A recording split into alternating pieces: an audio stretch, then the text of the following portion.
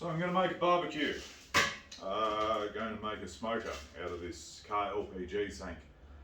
Seems to be what everybody's doing at the moment, so I'm not breaking the mould, I'm just going to follow it. Do a reverse offset smoker. Shush, you can have some meat too. I'll cut a lid in this one, overlapping pieces to seal it up, make a hinge out of round bar and some pipe. There'll be a hole cut into the edge where a firebox I'll make with this sheet of 3mm plate steel will attach in. The smoke will flow through underneath the base plate that the meat sits on, so that the smoke has to go all the way to the end and then come back over to get to the meat, so it's not direct heat from the firebox. And then there'll be a chimney coming out the side as well. I'll put a vent on the top of the chimney so that I can open and close it to let how much smoke out that I want, and on the bottom of the firebox I'll create a vent that I can open and close to control the airflow in, controlling the heat. I've done a bit of research online, so I'm hoping that this is going to work. No reason it shouldn't, just assuming I can get it done. So let's get busy.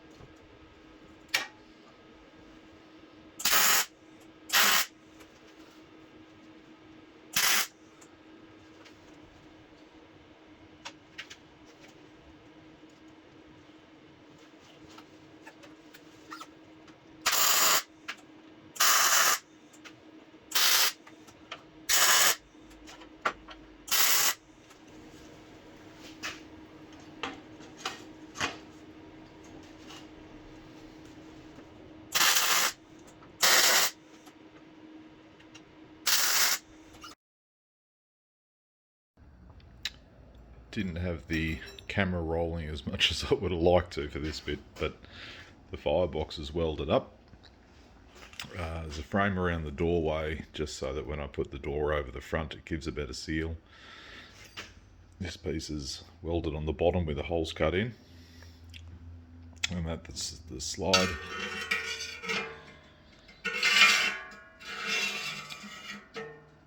You can open it, close it, and that'll allow airflow into the firebox to help control the heat or shut it down to minimise the heat.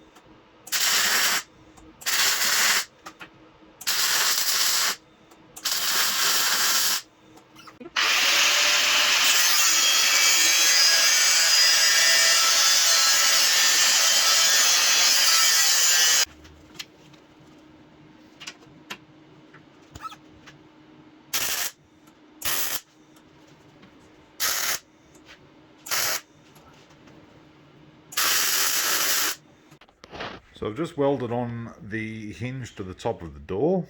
and it's opened up and it kind of moves, but it's really, really stiff. I won't grab it with my hand because it's hot, but it doesn't like to move. So as I've welded the hinge on, oh, my assistant Brody. Hi. Hi. As I've welded the hinge on, he's wearing a safety helmet because it's dangerous in Dad's shed. The tube has obviously expanded and contracted and warped a little bit with the heat from welding, so now it's made it a bit stiffer. So my next job will be to knock out the pin that goes through the hinge, and I'll clean that up on the lathe a bit just to thin it down a touch, and that should make it work properly. Here's hoping. So quite a bit done. The actual gas tank itself has had a good rub down now with the finishing disc on the angle grinder, stripping off all the old paint. I'll still go over it with the wire wheel just to make it a bit smoother before it gets painted. Inside looks a little average, but it'll clean up quite well. There's no serious rust in there. I'll weld a plate over those holes at the bottom to blank them off. In the corner here is where the barbecue drum meets up with the firebox. So I'll cut out that mating difference before it gets welded on so that the smoke can come on through to the barbecue. And important to make sure it's all sitting level. Nice and level.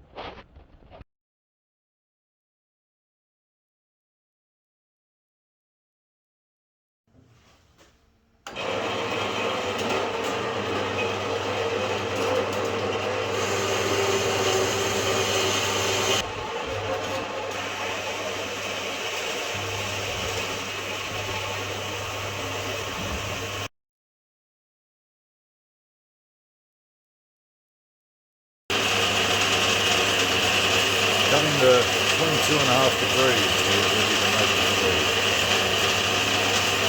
Anybody that's ever used one of these realises how annoying a job it is to sit here and keep spraying the blade with water to keep it cool. That's why we're homeschooling and keeping this little guy busy. He's finished his schooling for the day. Now if he wants to eat tonight, he won't squirt his dad. Well, I'll be going somewhere else then. So. Yeah, you can eat in the backyard with the dogs.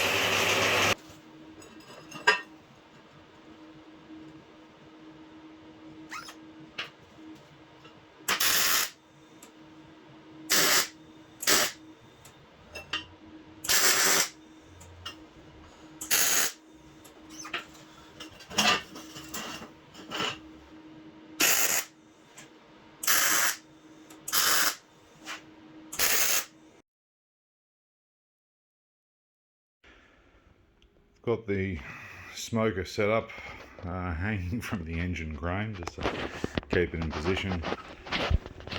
Got it sitting fairly level on that plane. Fairly level on that plane. And I've got it sitting on the legs that are going down one side. So I can now tack weld those legs on and then start fabbing the legs that are going to go under the firebox.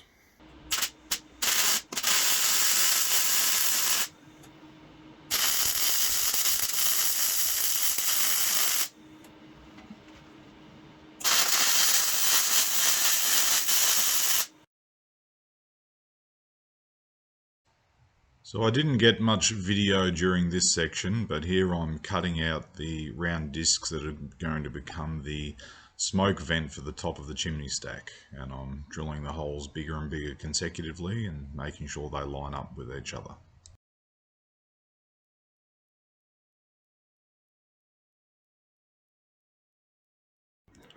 This is the smoke vent in place and working on the top of the flue. This stud will have a wooden handle glued onto it that will be able to be removed. And as a first experiment, I've just got some welding rod welded on the side to act as stops, so that it's in the fully open, fully closed, or anywhere in the middle position. There's a bolt welded up through the middle with a nut on the top, and that's holding the two parts together.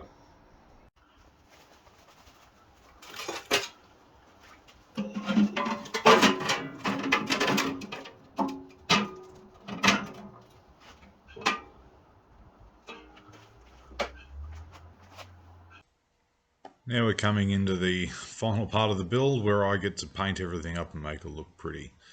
I'm quite happy with the colour that we chose, the charcoal, and this high temp paint has been holding up so far and doing a good job. So the charcoal is lit, just waiting for it to catch properly before it makes its way into the firebox for the first lighting of the smoker. Let's see how this goes. As dumb as this sounds, there's smoke coming out of my smoker. Well, I did something right. The first cook in a smoker, it's got to be a brisket, right? Coals are now in and burning. Door closed, vent open, letting the air in.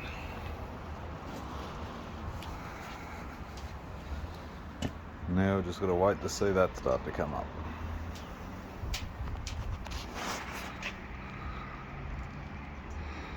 And the brisket is in. We've got it sitting up on a rack so that it gets smoke only and no direct heat, so radiant temp and smoke to do all the cooking. It's got a little sort of Midwestern American rub on it, so it should have a little paprika, a little bit of spice, and let's hope for the best. Well, the meat's edible, that's a win. I've got to learn to wrap it halfway through to keep some moisture in. It came out a little tough, but it cooked well. It didn't really get particularly hot in the smoker. It's great for low and slow. When I make another one in the future, I'll probably make the intake vents a little bigger just to let some more air in to get the temp up a little more for when I want it. Thanks for watching the build video. Please like and subscribe. It really helps out the channel, and I'll see you on the next video.